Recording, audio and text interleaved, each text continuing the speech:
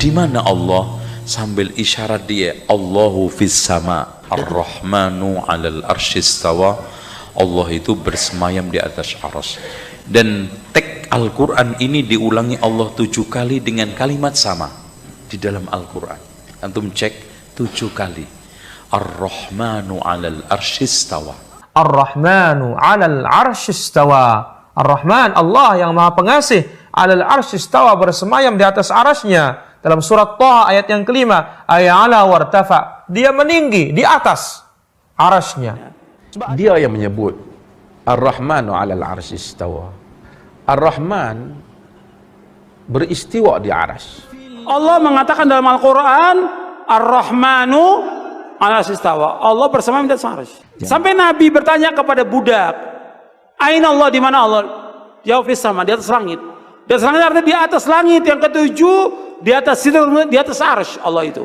The Quran says Allah is on the arsh. The hadith where a lady approached and the Prophet asked her, where is God? She said, point on top. God said she has iman, she has faith. So God exists on the arsh, on the throne exists on the water, He's up in the heavens. Kita sudah cukup apa yang dikatakan dalam Al-Quran. Dalam surat Al-Hadid, summastawa 'alal arsy, kemudian dia bersemayam di atas arsy. Kalau ditanya Allah ada di mana, maka Allah bersemayam di atas arsy. Sudah begitu saja.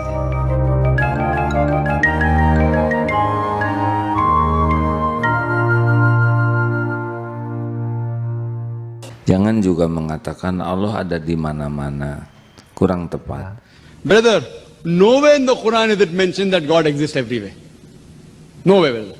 Nowhere in the Quran is it mentioned God exists everywhere. I'm aware there is a misconception amongst many Muslims who assume God exists everywhere. Nowhere does the Quran say God exists everywhere.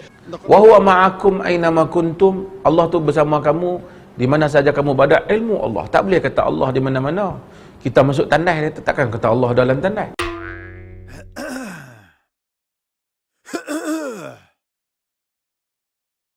Antum berdoa, kenapa ngangkat tangan ke atas langit, nggak begini-begini? Rabbana atina, ya karena bisa di mana-mana.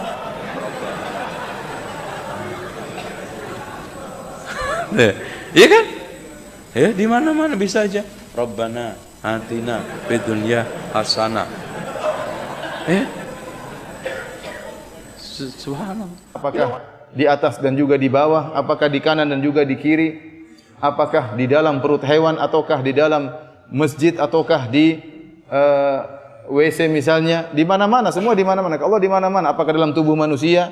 Ini pendapat yang tidak logis dan melazimkan penghinaan terhadap Allah Subhanahu wa taala. Berarti melazimkan Allah berada di tempat-tempat yang kotor, Allah berada di tubuh-tubuh manusia yang hina, Allah berada di tempat orang yang tukang bermaksiat, ya. Allah berada di hal-hal yang tercela, maka ini melazimkan pencelaan terhadap Allah Subhanahu wa taala. Dan tidak ada seorang pun sahabat yang berada di masjid yang jumlahnya ribuan itu yang protes. Apa kata Anda fis sama? Enggak, Allah di mana-mana. Salah ini Abu Bakar.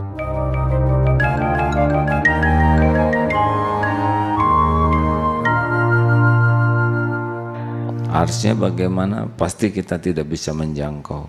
Karena kalau Allah berada di suatu tempat, maka tempat itu lebih besar daripada Allah. Imam Malik rahimahullah pernah ditanya seseorang, lalu dia berkata, wahai Imam, bagaimana sih caranya memahami istiwa? Seperti tadi pertanyaan, apakah seperti manusia? Bisa difahamin begitu? Manusia yang naik di atas singgasana? Lalu kata Imam Malik rahimahullah kalimat yang bijak, orang yang punya ilmu dalam masalah ini, dia mengatakan, istiwa sudah maklum, bersemayam itu jelas, nggak ada sesuatu yang perlu dipertanyakan. Dalam bahasa Arab, istiwa jelas adalah naik ke atas singgasana, gitu kan.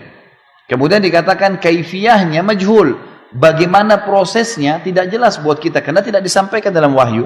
Kita imani apa adanya. Was-su'al anhu bid'ah, bertanya tentang itu adalah perbuatan bid'ah, gitu kan. Imam Malik menutup pintu itu karena berbicara dengan tentang zatnya Allah itu nggak bisa, kita tidak bisa terlalu jauh kecuali ada dalil yang menjelaskan. Sebab ada sebahagian yang kadang-kadang terlalu memusuhi golongan-golongan yang dianggap sebagai salafi ini dengan menganggap mereka adalah sesat, sampai guna akal terlebih. Dia kata geng-geng ni yang kata Tuhan kat langit tu. Kalau Tuhan kat langit, maksud Tuhan ada tempat. Golongan salafi tak cakap macam tu. Dia kata Tuhan kat langit, macam mana tak tahu? Kami sebut macam mana yang Allah sebut, macam mana yang Nabi sebut. Jangan fikir dengan akal. Kerana Arash pun di atas langit. Nabi Isra' Mi'raj ke mana? Langit. Ke Nabi pusing-pusing aja? So jangan fikir dengan akal. Benda ni di luar daripada batasan akal. Bila kita guna akal jadi masalah.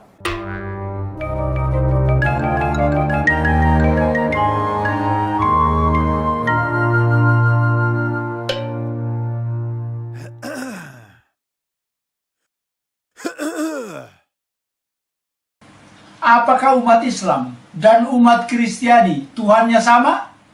Jawaban yang tegas adalah tidak. Apakah umat Islam dan umat Kristiani menyembah Tuhan yang berbeda? Jawabannya yang jelas, ya.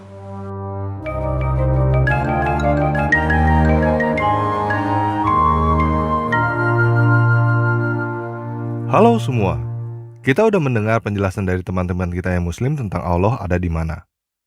Poinnya adalah Allah ada di Ars. Ars itu ada di mana? Di atas langit, di atas air. Allah tidak berada di mana-mana, Allah tidak omnipresence. Allah tidak beserta kamu. Dan Allah tidak berada beserta umat muslim. Nah, sampai di sini aja, umat muslim udah dilarang untuk bertanya lebih lanjut. Karena akalnya umat muslim gak akan sampai. Bahkan dikatakan bahwa kalau umat muslim mencoba berpikir lebih daripada ini, udah dianggap bidah. Dan kita juga udah mendengar dari Ustadz Sanihu Munir bahwa Tuhannya Islam dan Tuhannya Kristen berbeda. Tidak ada Tuhan selain Allah itu cuma berlaku buat umat Islam. Karena Allah bukan Tuhannya umat Kristen. Nah, sebelum saya melanjutkan, saya mau menjelaskan bahwa saya tidak terlalu suka menggunakan kata Tuhan. Karena kata Tuhan itu maknanya sangat rancu. Jadi saya harap teman-teman mau memahami bahwa pada video ini saya memakai kata lain sebagai pengganti kata Tuhan, yaitu kata dewa. Jadi ini bukan untuk diperdebatkan, tetapi untuk dipahami. Ketika saya berkata dewa, artinya adalah Tuhan atau ilah bagi umat muslim, dan Elohim atau Theos bagi umat Kristen. Oke, udah paham ya? Sekarang kita lanjut. Ada satu perbedaan yang sangat mencolok antara dewanya umat Islam dan dewanya umat Kristen, yaitu omnipresence. Dewanya umat Islam yang bernama Allah itu cuma ada satu, yaitu yang ada di Ars. Sedangkan dewanya umat Kristen ada satu, namun juga ada di mana-mana, omnipresence. Jadi, dewanya umat Kristen itu Maha Satu dan Maha Ada. Sampai di sini saya mau berkata kepada teman-teman muslim yang sedang menyimak video ini. Jika kamu berkata bahwa hal ini nggak masuk akal, saya mau menjawab menggunakan ukuran yang kamu pakai sendiri. Kamu dilarang untuk memikirkan Allah menggunakan nalarmu. Karena nalarmu itu untuk berpikir tentang dewa Allah yang cuma ada satu di Arsy aja nggak mampu. Apalagi berpikir tentang dewa Yahweh yang Maha Satu dan Maha Ada. Jadi masalahnya adalah nalarmu. Kamu tidak pantas untuk berkata dewanya umat Kristen gak masuk akal. Nah, sekarang saya mau menjelaskan tentang dewanya umat Kristen pelan-pelan. Jadi teman-teman simak video ini sampai habis supaya benar-benar paham ya. Hal pertama yang mau saya jelaskan adalah nama. Nama dewanya umat Kristen adalah Yahweh. Arti nama Yahweh adalah Dia Ada. Jadi dewa Yahweh artinya adalah Dia dewa yang ada. Dia bukan dewa yang tidak ada. Dia bukan dewa yang tidak ada di sini, juga bukan dewa yang tidak ada di situ. Dia bukan dewa yang tidak ada di mana-mana. Di dalam Mazmur 139 ayat 7-8, Raja Daud berkata, "Kemana aku dapat pergi menjauhi rohmu? Kemana aku dapat berlari dari hadapanmu? Jika aku mendaki ke langit, engkau di sana. Jika aku menaruh tempat tidurku di dunia orang mati, di situ pun engkau." Dari ayat ini aja, kita udah bisa melihat perbedaan jauh antara Allah dengan Yahweh. Allah hanya ada di Ars, tidak ada di mana-mana. Sedangkan Yahweh ada di mana-mana, bahkan sampai di dunia orang mati. Umat Kristen percaya bahwa dewanya itu adalah Immanuel. Artinya adalah dewa yang beserta kita. Jadi Allah adalah dewa yang tidak berada beserta umatnya. Sedangkan Yahweh adalah dewa yang beserta dengan umatnya. Di dalam Matius 18 ayat 20, Yesus berkata bahwa dimanapun ada 2 atau 3 orang berkumpul di dalam namanya, maka Yesus hadir di situ. Nah, sampai di sini saya sekali lagi mau berkata kepada teman-teman yang muslim. Kamu tidak pantas berpikir bahwa Yesus ada di mana-mana nggak masuk akal. Karena nalarmu memang tidak mampu. Kamu tidak perlu bingung karena memang begitu adanya. Allah memang tidak maha hadir. Sedangkan Yesus maha hadir. Mazmur 22 ayat 3 berkata bahwa Yahweh bersemayam di atas pujian umatnya. Kalau umatnya ada di Indonesia, apakah dia bersemayam di atas pujian orang-orang Indonesia? Yes. Kalau umatnya ada di Afrika, apakah dia bersemayam di atas pujian orang-orang Afrika? Yes. Kalau umatnya ada 7 miliar, apakah dia bersemayam di atas 7 miliar pujian? Yes. Karena Yahweh maha ada. Di dalam Yoel 2 ayat 28-29, Yahweh berkata bahwa dia akan mencurahkan rohnya ke atas semua manusia. Maka anak-anak lelaki dan perempuan akan bernubuat. Orang-orang tua akan mendapatkan mimpi, teruna-teruna akan mendapatkan penglihatan. Juga ke atas hamba-hamba lelaki dan perempuan akan dia curahkan rohnya pada hari-hari itu. Kenapa bisa begitu? Karena berbeda dengan Allah yang menganggap tubuh manusia adalah hina, Yahweh menganggap tubuh manusia adalah baitnya. 1 Korintus 6 ayat 19-20 mengatakan bahwa tubuhmu adalah bait Roh Kudus yang diam di dalam kamu. Oleh sebab itu kamu harus memuliakan Dia dengan tubuhmu.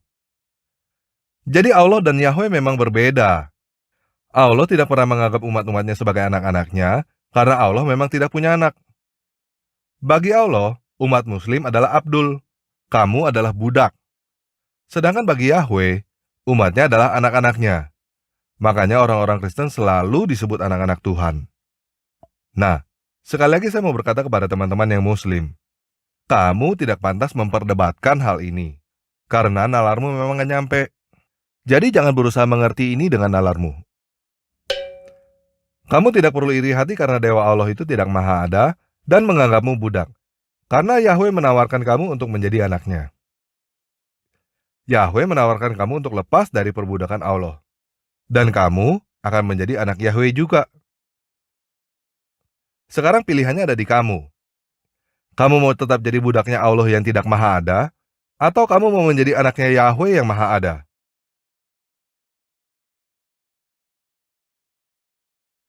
Jika kamu mau menjadi anaknya Yahweh, ikuti doa ini sekarang. Yesus, aku menerimamu sebagai penguasa dan juru selamatku pribadi. Curahkanlah rohmu ke atasku supaya aku mengenalmu dan aku menjadi anakmu. Amin. Oke, kita sudah selesai berdoa. Besok kamu cari gereja untuk minta dibaptis dan mulai membaca Alkitab. Mulai bacanya dari kitab Matius ya. Jika kamu punya kesulitan mencari gereja untuk dibaptis, silakan balik ke video ini lalu posting kesulitan kamu di kolom komentar yang ada di bawah video ini. Oleh karena itu, jika kamu belum subscribe channel ini, pencet tombol subscribe sekarang. Buat teman-teman yang merasa video ini bermanfaat, silakan share video ini sekarang. Supaya semakin banyak orang yang mendapatkan manfaat seperti yang kamu dapatkan. Sekian video kali ini. Yesus Kristus penguasa kita memberkati.